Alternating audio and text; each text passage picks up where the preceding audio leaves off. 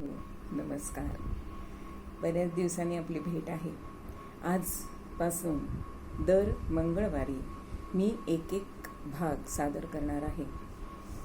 विषय आहे आपली भारतीय संस्कृतीची प्रतीके. प्रवाही असे जी चिरंजीव आहे, अनेकातून एकता जेथ आहे. प्रतीक स्वरूपात जी व्यक्त होते, नमस्कार त्या भारती संस्कृती दे. भारत माता की जय. संस्कृती म्हणजे सुविचारांची अनस्यूत वाहणारा एक झरा आहे. अनस्यूत म्हणजे काय? तर अखंडपणे वाहणारा. मानवी जीवन हे झऱ्यातील प्रवाहित पाणी. ह्या पाण्याला सतत वाहत ठेवणं व त्याचा योग्य तो उपयोग करून समृद्धीचा वारसा पुढच्या पिढीच्या हाती सोपवणं हे माणसाचं कर्तव्य आहे. कारण परमेश्वराची सर्वश्रेष्ठ कृती म्हणजेच त्याने निर्माण केलेला मानव. हा मानव सदैव सर्वश्रेष्ठ शिखरावर विराजमान व्हावा म्हणून आपल्या ऋषीमुनींनी निर्माण केलेली विचार प्रणाली व त्याला अनुसरून केलेली आचारसंहिता म्हणजे संस्कृती. त्याग, संयम ही तिची चिरंतन सूत्र आहेत. अशी ही संस्कृती, भारतीय संस्कृती, हृदय आणि बुद्धी यांची पूजा करणारी आहे. उदार भावना आणि निर्मळ ज्ञान यांच्या योगाने जीवनात सुंदरता आणणारी अशी ही संस्कृती आहे. ज्ञान विज्ञानास हृदयाची जोड संसारात देऊन मधुरता पसरू पाहणारी ही संस्कृती आहे. भारतीय संस्कृती म्हणजे काय? तर कर्म, ज्ञान आणि भक्तीचा जिवंत महिमा. शरीर, बुद्धी आणि हृदय यांना सतत सेवेत झिजवण्याचा महिमा. भारतीय संस्कृती म्हणजे सहानुभूती. भारतीय संस्कृती म्हणजे विशालता. भारतीय संस्कृती म्हणजे सत्याचे प्रयोग. भारतीय संस्कृती म्हणजे ज्ञानाचा मागोवा घेत पुढे जाणं. जगात जे जे काही सुंदर आहे, शिव आहे, सत्य आहे, ते घेऊन वाढणारी ही संस्कृती आहे. जगातील सारे ऋषीमुनी तिचं पूजन करतात. जगातील सर्व संतांना ती वंदन करते. जगातील सर्व धर्मसंस्थापकांना ती आदरे. मोठेपणा कुठेही दिसो, भारतीय संस्कृती त्याची पूजाच करेल. आदराने आणि आनंदाने त्याचा संग्रह करेल. म्हणून भारतीय संस्कृती जी आहे ना, ती संग्राहक आहे. ती सगळ्यांना जवळ घेणारी आहे. संकुचितपणाचे वावडे असणारी ही संस्कृती. म्हणूनच भारतीय संस्कृती म्हणताच आपले हात जोडले जातात. भारतीय संस्कृती म्हणताच सागर आणि अंबर या दोन महान गोष्टीच आपल्या डोळ्यासमोर येतात. प्रकाश आणि कमळ या दोन दिव्य वस्तू ह्या डोळ्यासमोर उभ्या राहतात. त्याग, संयम, वैराग्य, सेवा, प्रेम, ज्ञान, विवेक या गोष्टी आपल्याला आठवतात. भारतीय संस्कृती ही शांताकडून अनंताकडे जाणारी आहे. अंधारातून प्रकाशाकडे जाणारी आहे. भेदातून अभेदाकडे जाणारी आहे. चिखलातून कमळाकडे जाणे, विरोधातून विकासाकडे जाणे, विकारातून विवेकाकडे जाणे आणि गोंधळाकडून व्यवस्थेकडे जाणे म्हणजे भारतीय संस्कृती. भारतीय संस्कृती म्हणजे मेळ. सर्व धर्मांचा मेळ, सर्व जातींचा मेळ, सर्व ज्ञान विज्ञानांचा मेळ, सर्व काळांचा मेळ, अशा प्रकारचा महान मेळ निर्माण करू शकणारी अशी ही आपली थोर भारतीय संस्कृती आहे. म्हणूनच तिला पहिल्या श्लोकातच मी नमस्कार केलेला आहे. मग ही संस्कृती जी आहे ती आपल्याला दिसते. ती उत्सव, सण आणि प्रतीक यातून ती जिवंत राहते. संस्कृती टिकवणं म्हणजे काय? तर संस्कारांची जोपासना करणं. संस्काराने व्यक्तीचं आणि राष्ट्राचं अंतरंग तयार होतं.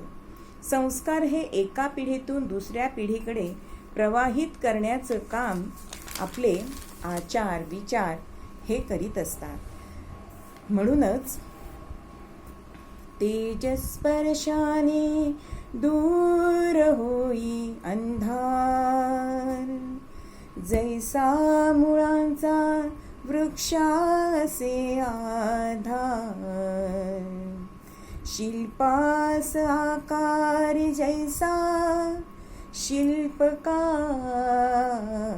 मना घडवी संस्कार, मना मांडवी संस्कार, मना आधार संस्कार, मना उद्धरी संस्कार, मना भूषवी संस्कार, मना घडवी संस्कार.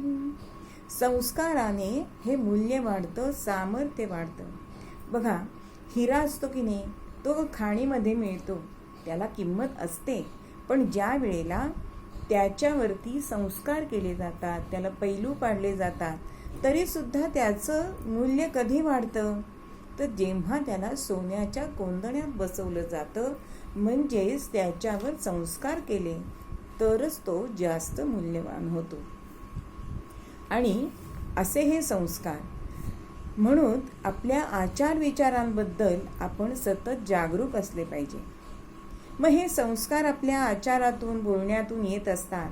त्याची काही उदाहरणं आपल्याला बघता येतील की विश्वनाथ बाबू म्हणजे विवेकानंदांचे वडील, आणि ते वडील अत्यंत श्रीमंत होते, त्यामुळे त्यांच्याकडे एक घोडागाडी होती आणि ती हाकण्यासाठी म्हणून एक गाडीवानही होता. तो अंगाने चांगला धष्टपुष्ट, गोरा, उंचपुरा आणि त्याला भरदार मिशासुद्धा होत्या. विश्वनाथ बाबूंनी त्याला एक निळा असा पोशाख दिला होता. तो निळा पोशाख, डोक्यावर सफेद पटका, कमरेला पट्टा आणि त्यावर पितळी बिल्ला, असा हा गाडीवान मोठा रुबाबदार दिसे आणि ऐटदार दिसे. नरेंद्राला त्याचं हे रूप फार आवडत असे. एके दिवशी संध्याकाळी विश्वनाथ बाबू आपल्या घरी आले आणि नरेंद्रशी गप्पा मारत होते. अशा गप्पांच्या ओघात त्यांनी नरेंद्रला विचारलं की बेटा नरेंद्र, तू मोठा झाल्यावर कोण होणार? नरेंद्रनी पटकन उत्तर दिले की मी गाडीवान होणार, ऐटीत घोडे हाकणार. हे ऐकल्यानंतर विश्वनाथ बाबूंचा चेहरा एकदम पडला. नरेंद्रला कसे आणि काय समजावून सांगायचं असं त्यांना कळेना. तेवढ्यात नरेंद्रची आई भुवनेश्वरी तिथे आली आणि त्याला जवळ घेऊन म्हणाले, फारच छान, तू अवश्य गाडीवान हो, पण कसा गाडीवान होशील? असं म्हणून तिने समोरच्या भिंतीवर श्रीकृष्ण अर्जुनाला गीता सांगताना जो चित्र असतं ते चित्र तिने दाखवलंय आणि ह्या कृष्णासारखा तू सारथी हो. अर्जुनाचे घोडे हाकतानाच अर्जुनाला त्यांनी कसं ज्ञान दिलं, तसंच तूही कर. आणि आपल्या आईचा हा जणू आशीर्वादच विवेकानंदांनी पुढे आपल्या आयुष्यात सार्थ करून दाखवला. म्हणजेच विचारातून हा संस्कार आपण करू शकतो, मुलांच्या मनामध्ये हा विचार आपण आणू शकतो. दुसरी गोष्ट आहे विनोबांची. लहानपणी विनू हा 5-7 वर्षाचा असेल आणि उन्हाळ्याचे दिवस होते आणि घरापुढे फणसाचं झाड होतं आणि फणस हे काढून आणलेले होते आणि आता आई कधी फणस काढून देते आणि ते आपल्याला खायला मिळतील असं त्या लहानग्या विनूला झालं होतं. पण संध्याकाळी आई फणस कापण्यासाठी म्हणून बसली. तिने विनूला द्रोण करण्यासाठी सांगितले.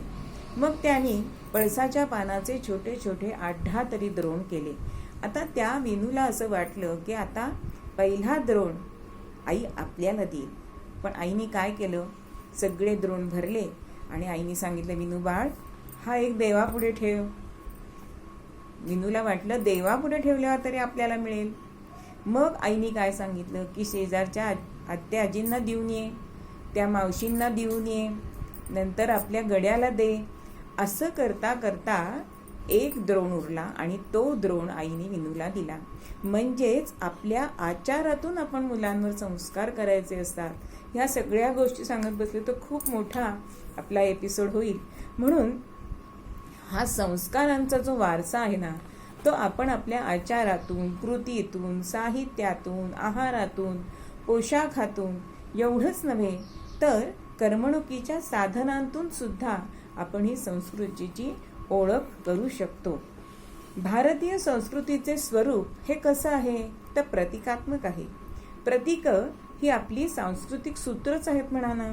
सूत्र कशाला म्हणतात तर थोडक्यात असतात, असंदिग्ध असतात, सारगर्भित असतात आणि व्यापक अर्थ प्रकट करणारी असतात. जसा एखाद्या लहानशा बीमध्ये मोठा वृक्ष सामावलेला असतो, त्याचा विस्तार सामावलेला असतो, तसाच प्रत्येक प्रतीकामागे भव्य भावनांचा सुगंध लपलेला असतो आणि ही भावनाच प्रतीकांना अर्थवान करत असते, सामर्थ्यशील आणि जिवंत बनवत असते.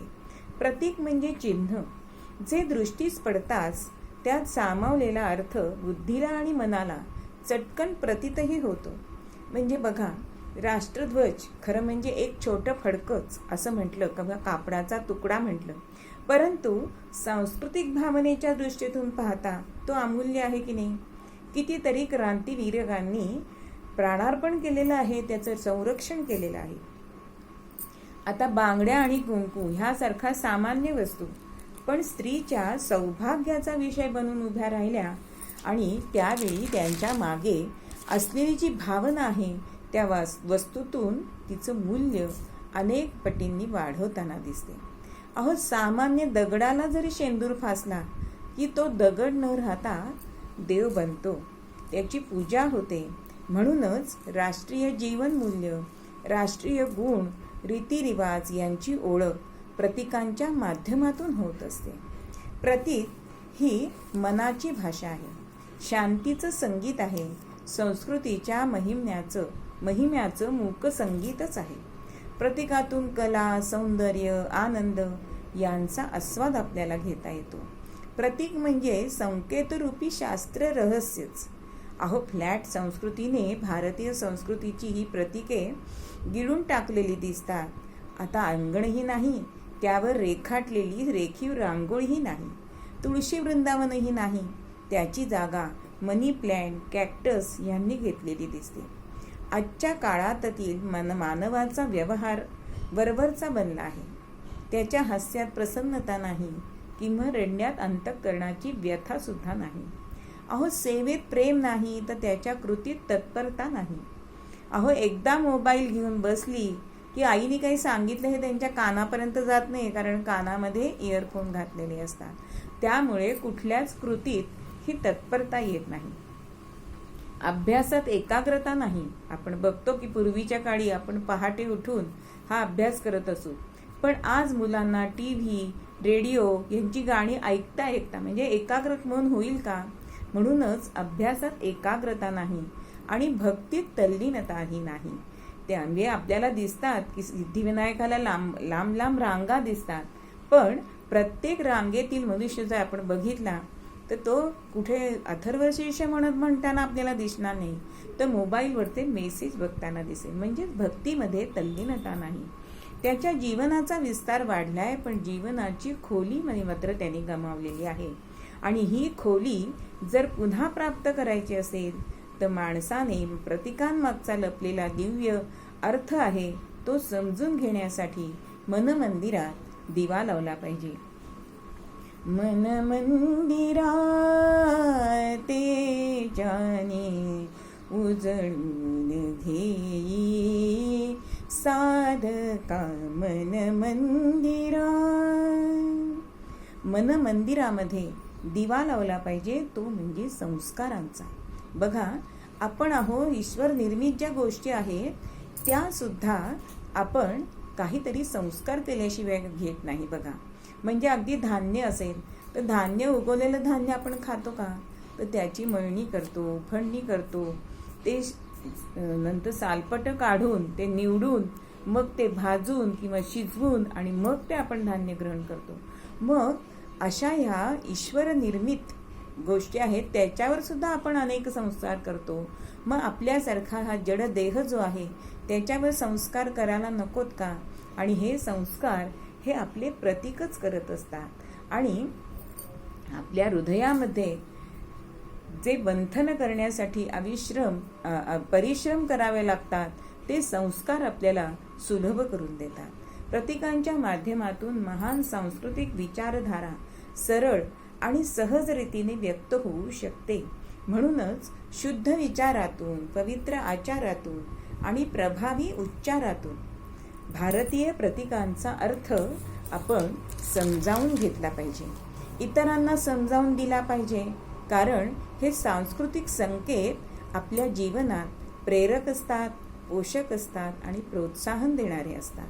मातांनी तर या प्रतीकांचा अर्थ समजावून घ्यावा आणि बालपणावर उत्तम संस्कार करून समाज ऋणातून अंशतः मुक्त होण्याचा प्रयत्न करावा. ही सर्व प्रतीके रांगोळीच्या माध्यमातून जास्त करून रेखाटली जातात. आत्ता महिनाभर चैत्रांगण चाललेलं आहे. जवळजवळ त्याच्यामध्ये 35-40 ही प्रतीकं आपली तिथे आपण रेखाटन करतो. त्याचे सुद्धा हल्ली ठसे आलेले आहेत. पण ठीक आहे, काहीच नसण्यापेक्षा बरं. मग ही रांगोळी रेखाटणं ही सुद्धा एक पारंपरिक कला आहे. त्यात विविध रंगांची उधळण असते, रंगरेषांचं नातं असतं, सौंदर्य निर्मिती असते. अहो साधा ठिपका म्हणजे बीजाचं प्रतीक नव्हे का? सरळ रेष म्हणजे 2 बिंदूंना जोडणारी ती 2 मनांना नाही का जोडू शकत? यातून विविध नक्षीकाम प्रकट होतच, पण सुप्त गुण दिसून येतात. सजावट, मांगल्य, शुभसंकेत, पवित्रता अशा अनेक भाव ह्या रंगावलीतून प्रकट होत असतात. जेव्हा मी सडा सारवणाचा नेम केला होता, मी 4 महिने पुण्याच्या साखरे मठामध्ये मी दररोज ते झाडून रांगोळी काढत असे. जाता जाता आठवण झाली म्हणून सांगते. आणि माझा चातुर्मास झाला आणि नेम संपला.